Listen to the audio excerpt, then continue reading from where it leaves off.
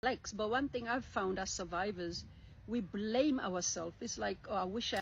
So I know the one thing that I've done, particularly because I have ADHD and my RSD is strong, is that I blame myself. And this is a very normal behavior for anyone who survived any kind of trauma. Partly thinking that if I have chosen this path, this may not have happened. And there's always that what if. If I haven't done this, if I've done this, would have it changed? If I didn't get friendly with them, if I didn't be more available for them, if I didn't put myself in that situation, would have it been different?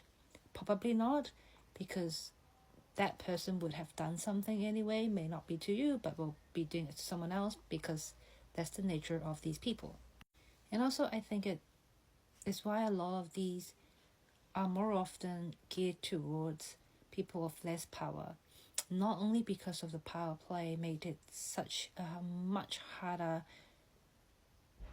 thing to turn around, but there's a cultural and societal expectation of how you should behave, which some of them could be about how you should respect older people or people of a certain power or level, or that you've been told that you just do not resist or question them, and if you ever do, you are a problem person.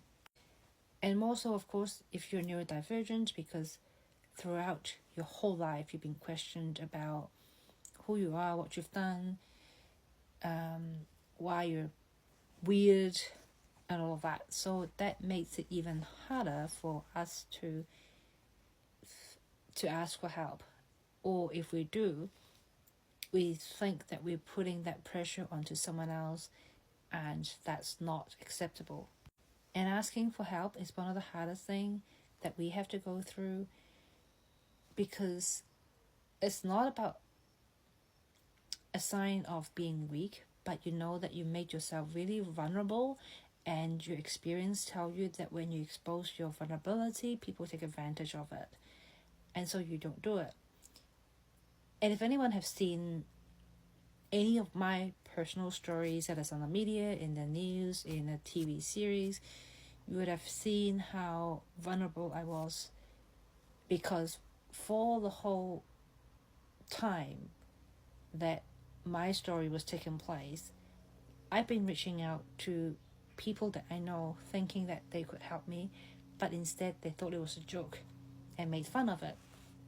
So instead of actually getting any help, I was unfortunately getting taken advantage of, and it got to where it was, and it blew up.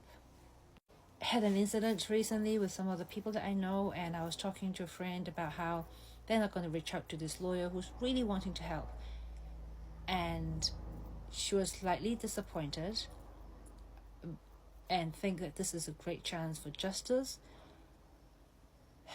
as my friends are going through PTSD, and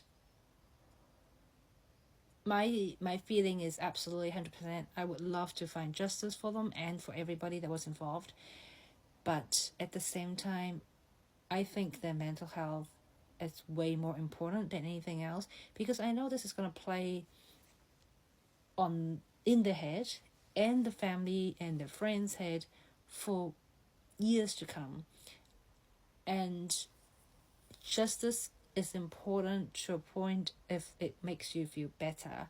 And this is also why a lot of people don't ended up getting the justice that they deserve, is that people do not want to relive that trauma over and over again. And sometimes finding help means that they are going to have to relive that trauma in the head for years to come. My view is that if you are strong enough mentally and you have a strong enough system to support you, absolutely go ahead, ask for help. Do not blame yourself, because you're not to be blamed. But if you don't, then it's okay not to seek help. But make sure you find help to help you settle mentally so that you feel better about yourself. And that's the main thing.